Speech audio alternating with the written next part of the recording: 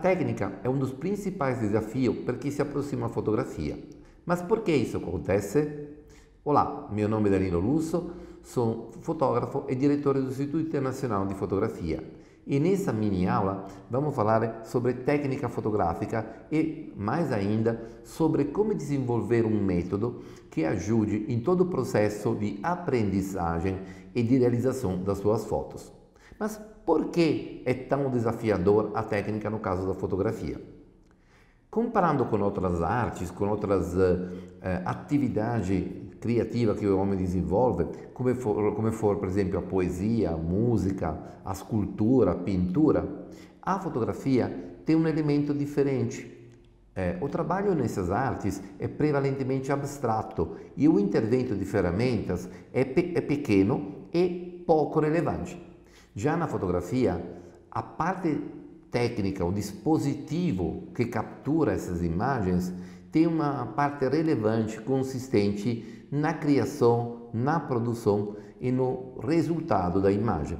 Por isso, o primeiro desafio do fotógrafo é entender de técnica, de composição, de iluminação e dominar o próprio equipamento.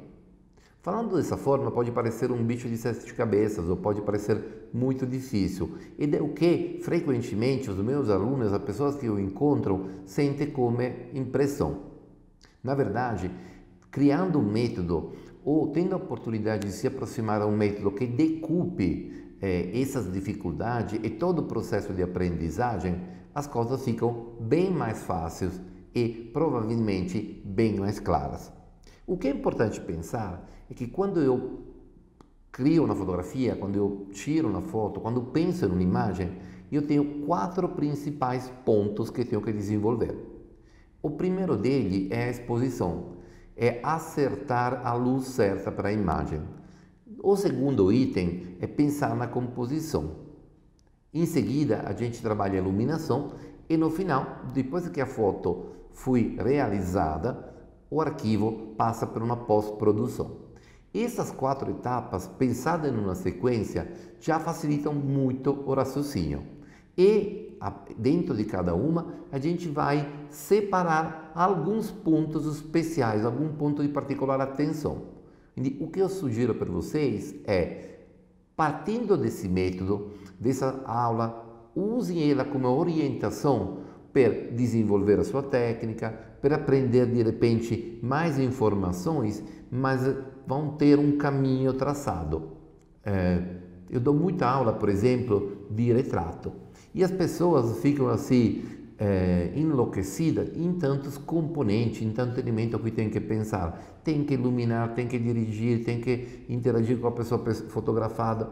E aí eu falo, não pense a tudo junto. Se a gente consegue decupar e criar uma sequência, você vai focar em cada momento em uma coisa diferente, na coisa importante que é para aquele momento. Ed é isso que estou sugerindo agora para vocês.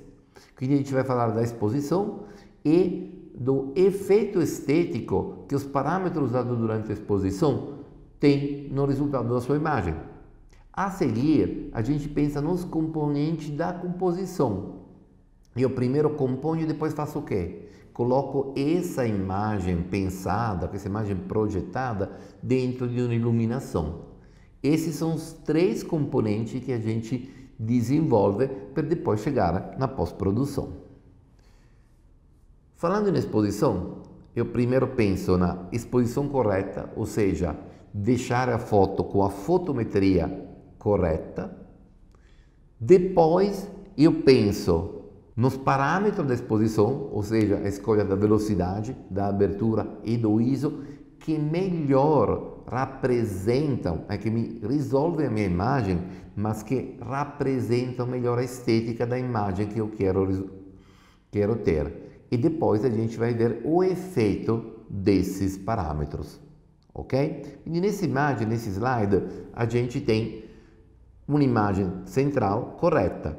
A imagem à esquerda é clara demais, a imagem à direita é escura demais. Fica claro, fica simples. Só que acontece, eu posso utilizar vários parâmetros para mostrar essa imagem. Aqui temos um outro exemplo, uma foto clara demais, uma foto escura e uma foto com fotometria correta.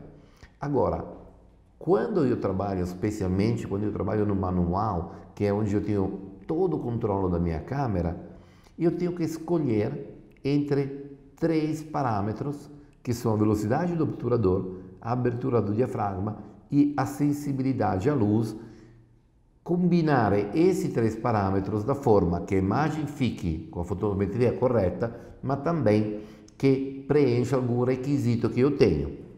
E aqui entra o método de pensar em que coisa é mais importante, o qual parâmetro dar prevalência rispetto ao outro, preferência rispetto ao outro. Quindi assim, quais são os métodos que eu uso para escolher os parâmetros? Primeiro me pergunto, o objeto é em movimento ou eu quero uma foto congelada ou tremida? Segundo elemento, eu quero um foco seletivo onde tem um ponto especificamente nítido e todo o resto da imagem está desfocado, muito desfocado, dando uma sensação que não dá para perceber, ler os outros planos, ou quero tudo em foco? E por último, a quantidade de luz presente na cena. Essas são as 3 perguntas, esses são os percursos que eu faço para decidir qual parâmetro é mais importante do que o outro. Esses 3 parâmetros, eles têm um efeito sobre a aparência, sobre a estética, sobre o resultado da minha imagem. Quindi, qual é o meu primeiro processo? Eu me pergunto, se tem luz suficiente ou, não tem, ou tem pouca luz na cena, e regulo o ISO. O ISO é o primeiro parâmetro que eu controlo a partir do que? A partir da consideração de quanto preciso puxar a sensibilidade. Se eu tenho uma cena com bastante luz, uma cena de luz de dia, eu uso o ISO menor da minha câmera. Se estou fotografando em uma cena pouco iluminada, mas ainda com uma condição de trabalhar que, por exemplo, a gente consegue ver tranquilamente o interno de uma casa, uma festa, uma festa infantil, coisa desse tipo, eu puxo o ISO até 800, 1200. Se eu trabalho em condições de luz disponível, em cena noturna ou em cena, por exemplo, estação de metrô, rua à noite, onde eu tenho luzes disponíveis muito fracas para captura, para a visão da câmera, o nosso olho é muito mais sensível da nossa câmera, passo acima de 1200, 5000, 10.000, dependendo realmente do que eu necessito. Então, a primeira opção é o ISO. A segunda minha pergunta é: o objetivo é parado, o objeto é parado ou é em movimento? Se eu quero congelar a imagem, eu trabalho com velocidade a partir de 125 para cima. Uma imagem de um carro em movimento, por exemplo, precisa de 250. Um atleta fazendo um movimento rápido, 250, 500. Quindi esse é o segundo parâmetro que eu penso. Eu posso também não me preocupar do objeto e pensar se quero desfocar ou não o fundo. Esse aqui é o terceiro elemento. E aí vamos agora ver com exemplos cada um desses elementos e a diferença que tem na foto. Efeito congelado, como a gente estava falando, quero congelar o movimento. Qual é o elemento que eu tenho que me preocupar? Tenho que me preocupar da velocidade. Por exemplo, essa é uma foto que tem uma velocidade pelo menos de 500. Agora, se é de dia e tem bastante luz, o meu ISO está baixo e o diafragma mais aberto possível. Com o meu diafragma mais aberto possível e a velocidade de 500, não tenho fotometria suficiente, aumento o ISO. Nesse caso, eu não me importo que o fundo seja desfocado, quindi fico bem contente nesse sentido. Outra foto, nesse caso, de uma pessoa se movimentando, correndo, ou essa imagem de um objeto caindo em um líquido. Novamente, tenho que congelar o movimento, velocidade alta, e não preciso de muita profundidade. Se tem luz, ISO baixo, se tem menos luz, ISO alto. Tem também a condição oposta, aonde eu de repente quero dar um movimento tremido. Nesse caso é fácil porque estou dentro de uma estação de metrô, mas eu posso fazer, ou à noite, mas eu posso fazer também isso daqui durante o dia, como nesse caso. Essas duas fotos feitas em sombra, elas não teriam necessidade de uma velocidade de obturador baixa. Foi uma escolha que eu faço. Cos'è que eu penso? Qual é o meu raciocínio nesse caso? Primeiro, novamente, coloco um ISO baixo nesse caso, depois uma velocidade baixa e puxo, aumento o diafragma, fecho o diafragma quanto é necessário para equilibrar a luz nessas fotos. Isso aqui de dia, claramente, o obturador fica mais fechado e de noite é mais fácil fazer equilibrar os parâmetros e fazer a exposição correta. Outra possibilidade, outra necessidade é trabalhar com o valor da abertura. Eu posso querer ter, por exemplo, uma foto muito desfocada. Nesse caso, às vezes, pode ser necessário aumentar a velocidade, não porque o objeto é em movimento, mas porque isso me permite de estressar o meu diafragma, usar o diafragma mais aberto possível e equilibrar os três parâmetros para a fotometria correta. Mas posso também querer o contrário, posso querer ter uma cena com tudo em foco. Nesse caso, o meu diafragma se fecha, a minha velocidade se abaixa o quanto possível e, eventualmente, se chega um ponto que a velocidade fica muito baixa e risco de borrar, posso usar um tripé, um outro elemento que a gente pode introduzir, ou posso aumentar o ISO. Pode parecer banal, pode parecer uma dica ou começar o raciocínio de uma forma muito simplista, mas garanto que esse processo de criar um método partindo das coisas mais simples vai te ajudar a sempre fazer as coisas da mesma forma e ficar quase na automática. Como eu gosto muito de fazer o exemplo de quem dirige um carro. Quando você começa a dirigir, você tem que lembrar de apertar a embreagem, trocar a marcha, olhar no espelho retrovisor. Quando você pratica isso, dirige há um certo tempo, tudo isso fica automático. Quindi, por que essa dica? Comece a criar o método a partir das coisas simples, porque você não vai mais precisar pensar em qual diafragma usar, qual é a combinação. Simplesmente, se você tem isso no automático, vocês vão aplicando. Outra etapa, depois de ter falado do diafragma e do obturador, tem um pouquinho qual é a problemática que o ISO me pode dar. O ISO cria ruído na imagem. E esse aqui é o motivo pelo qual, quando posso, deixo mais baixo.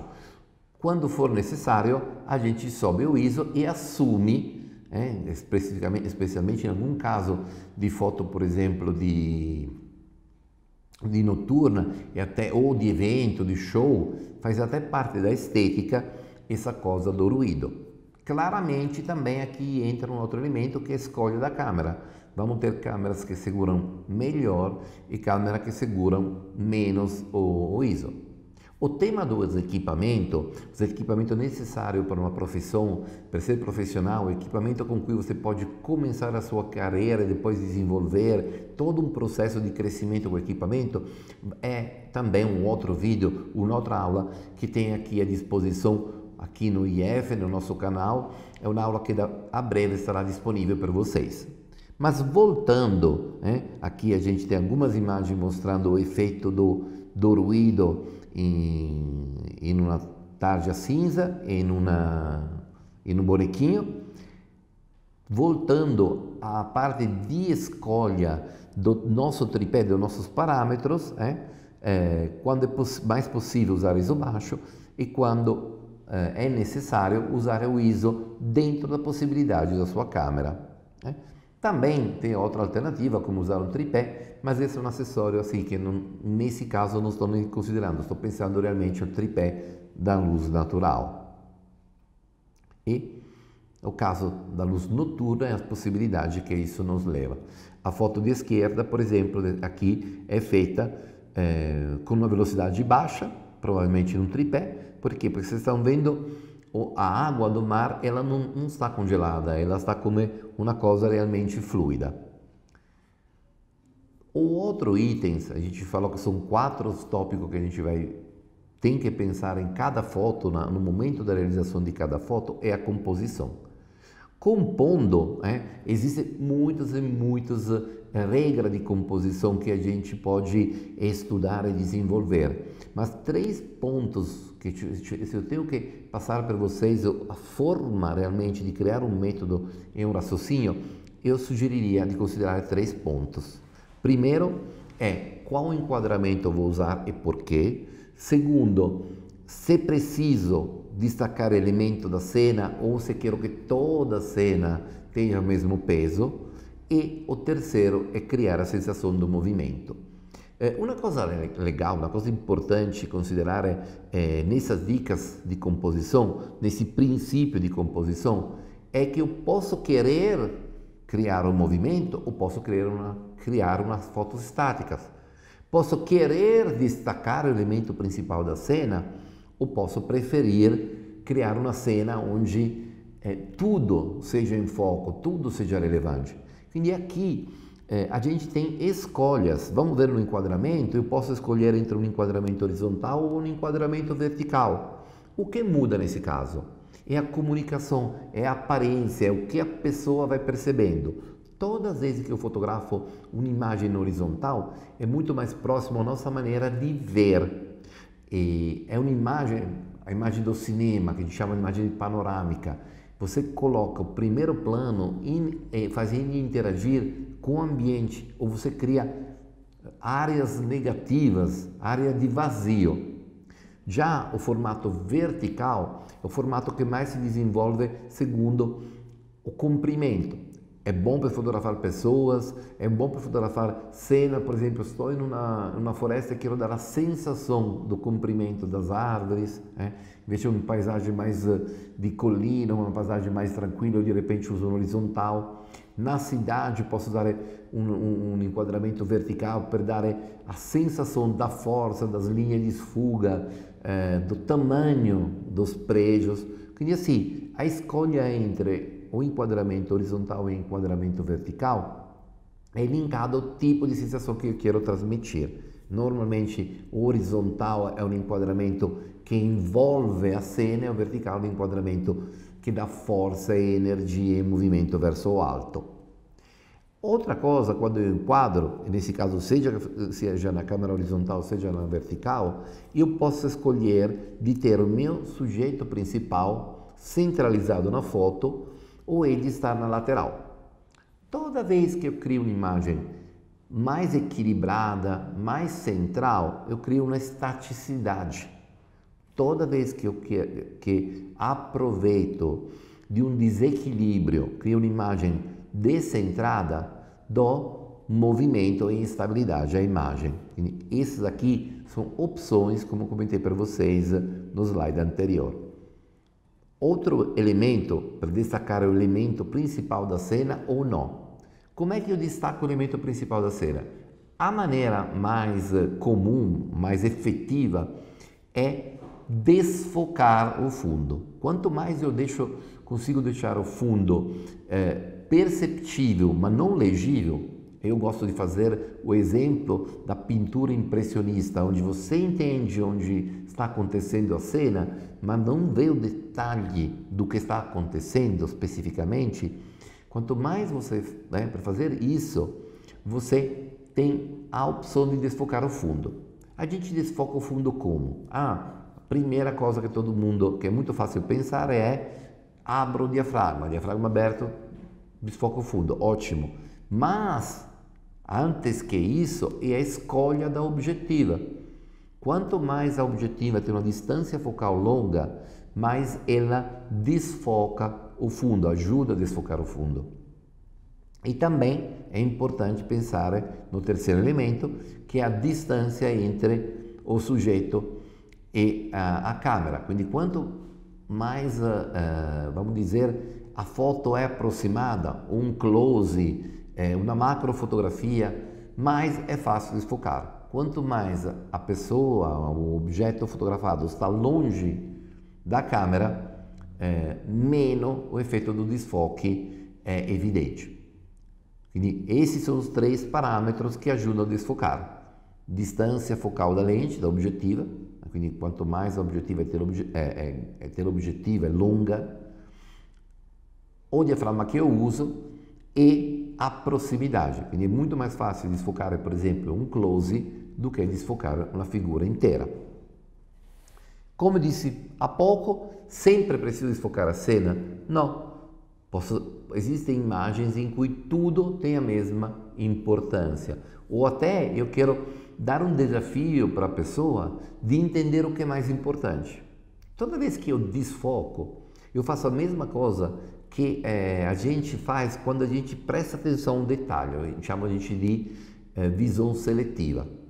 Todas as vezes que a gente deixa uma foto com uma objetiva mais aberta, uma grande angular e com uma distância focal e com uma profundidade de campo maior, nesse caso eu tenho uma visão geral, panorâmica, mas é mais difícil entender qual é o motivo daquela foto, cos'è mais importante, cos'è que tem mais peso em uma cena do que o outro.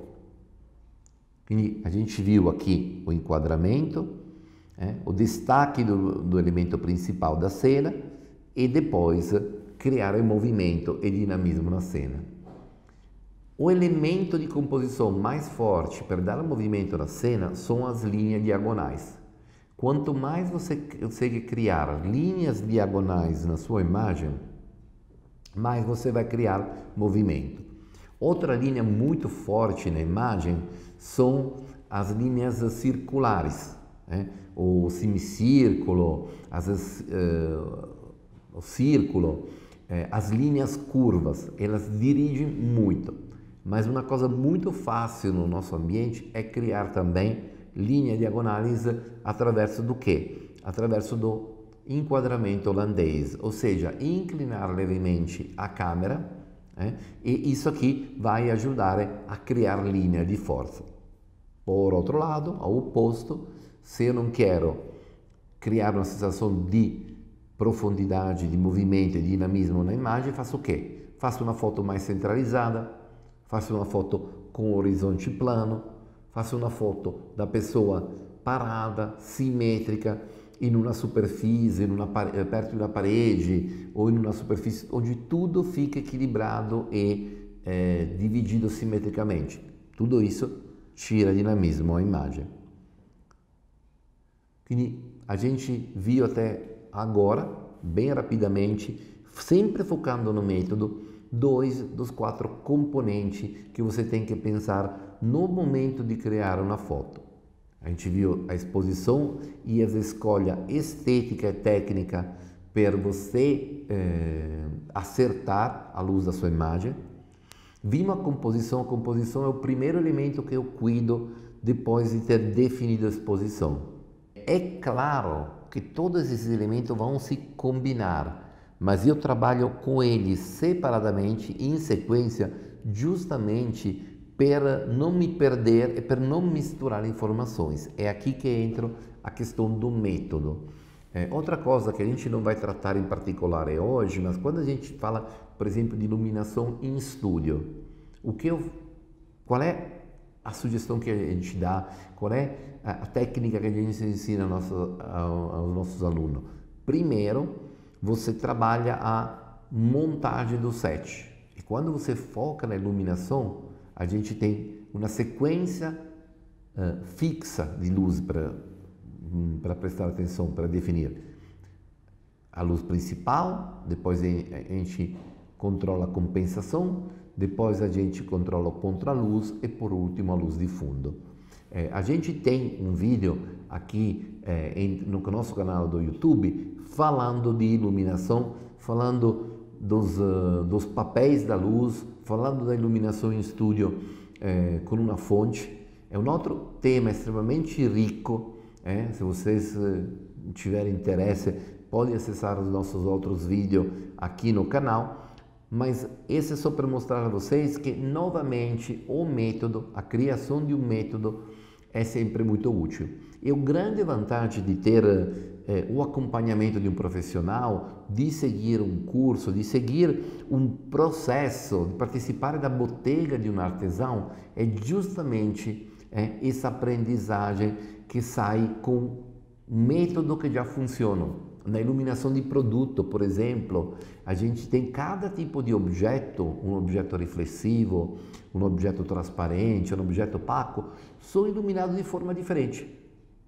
E já ter uma ideia só de ver o objeto, qual é o esquema de luz para usar, isso pode ajudar bastante. Quindi, o grande desafio que eu quero, o grande objetivo desse vídeo é te ajudar a desmistificar, a tirar o medo da aprendizagem e saber que cada processo pode ser realmente dividido em parte e estruturado quando você acompanhar de repente um raciocínio como esse que a gente está desenvolvendo aqui junto com vocês. Voltando ao nosso tópico, a iluminação, que é o terceiro ponto mais importante, eu gosto sempre de pensar dessa forma. Então, a foto que eu vou fazer vai ter uma iluminação realista ou é fantástica? O clima da cena dá uma sensação diurna, uma sensação aconchegante, uma sensação tranquila, ou é mais uma sensação dramática, cria mais tensões, como em uma imagem noturna? Depois a gente considera a direção da luz e, por último, a escolha sobre as cores ou a dominante de cor. Mas vamos ver agora isso na prática. Iluminação realista ou fantástica. Toda vez que a gente cria uma iluminação que você vê no seu dia a dia, por exemplo, até se você vai num barzinho, o tipo de luz, apesar de não ter luz natural, de uma iluminação de um barzinho, com vários pontos de luz chegando, com a luz vindo de várias direções, mas sempre de cima, são coisas que a gente está acostumado. Agora, a iluminação fantástica é uma iluminação que surpreende, é uma iluminação que traz elementos de realidade, de sonho e de surrealismo. E aqui, para não deixar tudo isso só na teoria, temos um exemplo de uma imagem realista, quindi assim, é uma moça deitada em um sofá, com uma iluminação que vem da nossa esquerda, um pouquinho em contraluz, uma iluminação bem suave, bem abrangente, uma iluminação tonal, dá para ver isso que não tem contraste muito alto, toda a cena é bem iluminada. E essa imagem é uma imagem bem mais surreal, temos luzes coloridas vindo de direções diferentes, quindi aqui tem mais que uma fonte luminosa, e claramente essa imagem, por quanto seja uma imagem de estúdio, uma imagem que a gente pode gostar mais ou gostar menos, mas com certeza uma imagem mais surreal. Posso dizer que é uma atriz de teatro que está fazendo uma peça, pode ser uma cena de circo, pode ser um sonho, mas com certeza essa imagem não tem os parâmetros que a gente definiria como parâmetros naturais. Quais são os elementos que eu posso desenvolver para criar uma iluminação fantástica? No caso anterior a gente viu que a cor, também a presença de duas fontes luminosas, no caso duas fontes luminosas, mas duas ou mais fontes luminosas, luz natural rebaixada, que vamos ver no próximo exemplo, ou luz de baixo, são elementos de iluminação fantástica. Aqui vamos ver exemplo, na foto de esquerda a gente tem uma luz vindo de baixo para cima e também um pouquinho de tremido, junto com esse fundo bem escuro, cria essa foto mais dramática. No segundo caso, essa criança está sendo fotografada em externa, mas um ambiente externo não é um ambiente comum. Aqui a gente fez uma técnica que se chama rebaixamento da luz natural. A luz natural pareceu menos luminosa do que seria na realidade.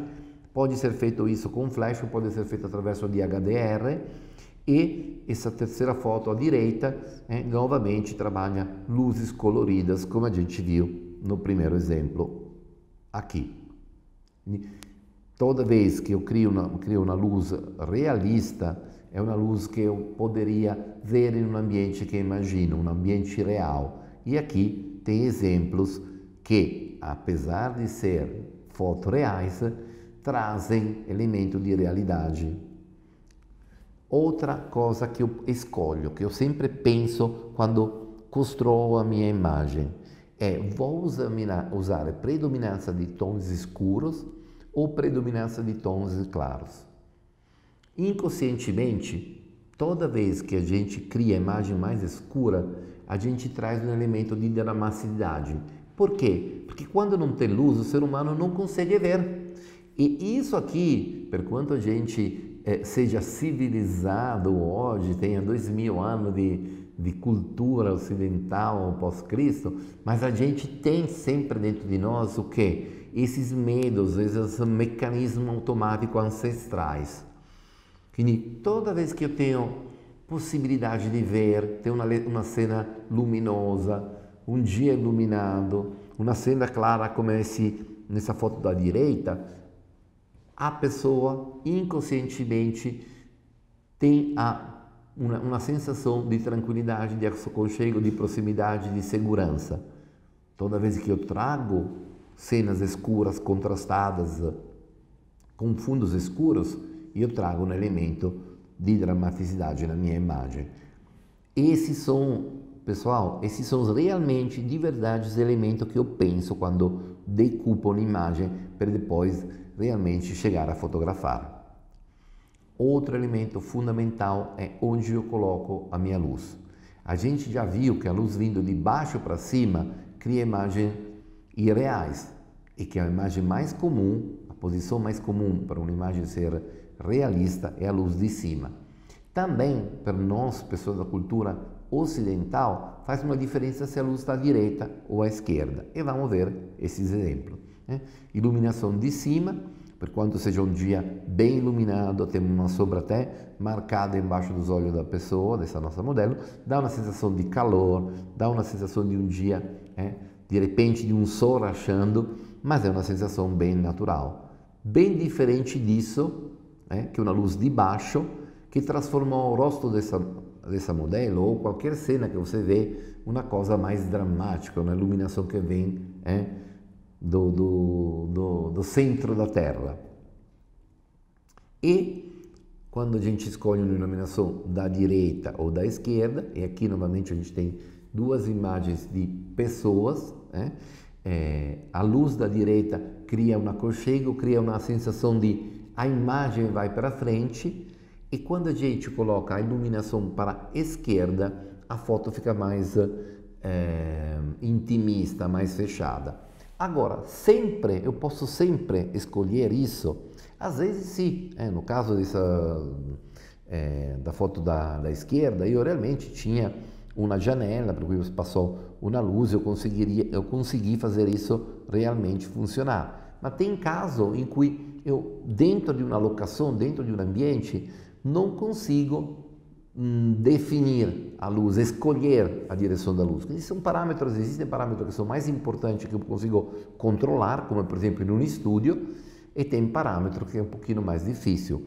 Mas, por exemplo, a luz vir de cima ou de baixo realmente é uma grande diferença técnica, uma grande diferença de setup, de montagem da luz. É muito mais fácil, por exemplo, controlar do que a iluminação da direita ou da esquerda. Mas sempre é importante pensar nisso, porque tem situações em que você pode reforçar um sentimento, uma emoção que quer transmitir, escolhendo a direção da luz.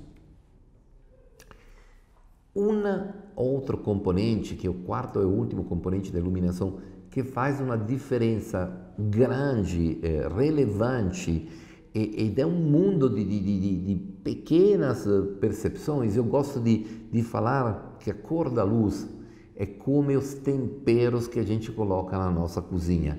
É essa que faz a diferença, frequentemente, entre uma foto acertada e uma foto que não tem tanto gosto, não tem tanto sabor. Quindi é um elemento muito importante a utilização do elemento da cor na luz. Existem três grandes mundos, três grandes considerações. Primeiro, a luz branca. É aquela luz totalmente corrigida, que não puxa nenhuma dominante, que não tem excesso de cor. É ótimo todas as vezes que eu tenho que fazer um trabalho muito focado na reprodução das cores, na reprodução correta do objeto. Eu brinco que quando faço catálogo de geladeiras, você tem que fazer um catálogo de geladeiras. Eu tenho a branca, a beige, a panna, a creme, a gelo. É claro que eu tenho que respeitar da forma mais completa possível, a forma absoluta, a cor desse resultado, quindi a cor da minha luz. Mas imagine um pôr do sol sem o amarelo. Se eu, per deixar a luz correta, tiro o pôr do sol tiro o amarelo de um pôr do sol, fica uma coisa esquisita, não fica? Quindi assim, é importante saber dosar essa intervenção de cor e saber onde a gente coloca. Mas todas as vezes que eu quero trazer uma emoção à minha imagem, eu trabalho com o quê? Normalmente a gente trabalha com as dominantes de cor, quindi sai do resultado branco sem nenhuma interferência e a gente entra nas dominantes de cor. E aqui tem três exemplos: a dominante azul, a dominante amarela e a dominante verde. Esses aqui são os três grandes mundos de cores que a gente pode introduzir nas imagens. Toda vez que eu uso uma imagem mais quente, trago uma dominante do amarelo, do vermelho, eu crio uma foto mais aconchegante, uma foto mais quente, mais próxima. O azul traz uma sensação de noturno, traz uma sensação de tecnológico, traz uma sensação de limpeza. E o verde é uma dominante de cor um pouquinho mais crítica. É muito importante conhecer, é muito importante usar, mas as características da dominante verde são algumas características negativas.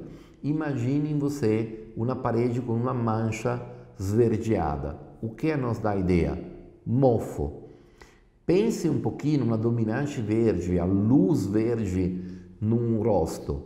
Ele tira o vermelho, o magenta da pele e dá uma sensação de uma pessoa que está meio doente. E assim, toda vez que a gente trabalha com o verde, a gente cria uma sensação de alienação, ou uma sensação de mal-estar.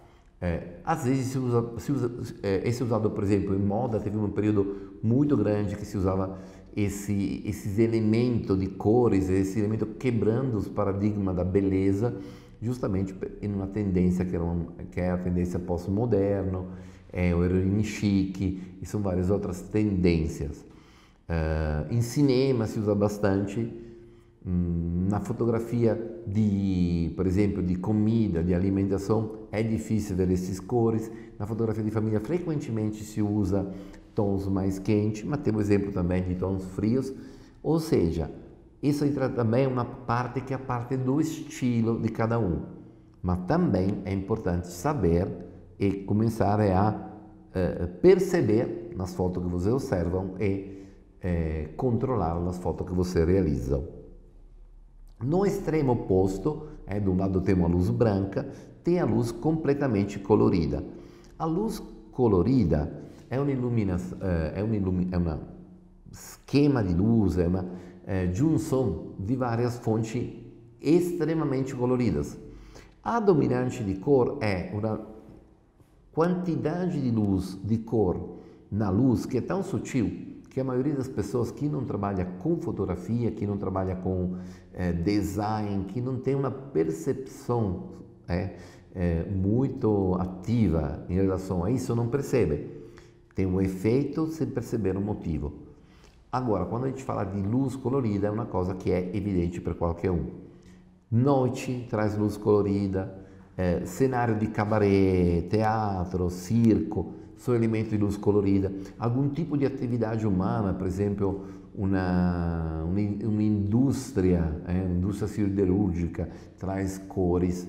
E assim, Existe elemento onde é mais natural essa cor e elemento em que ele traz a realidade que a gente comentou antes. Mas, novamente, é uma escolha que eu faço no momento em que projeto e realizo uma imagem fotográfica.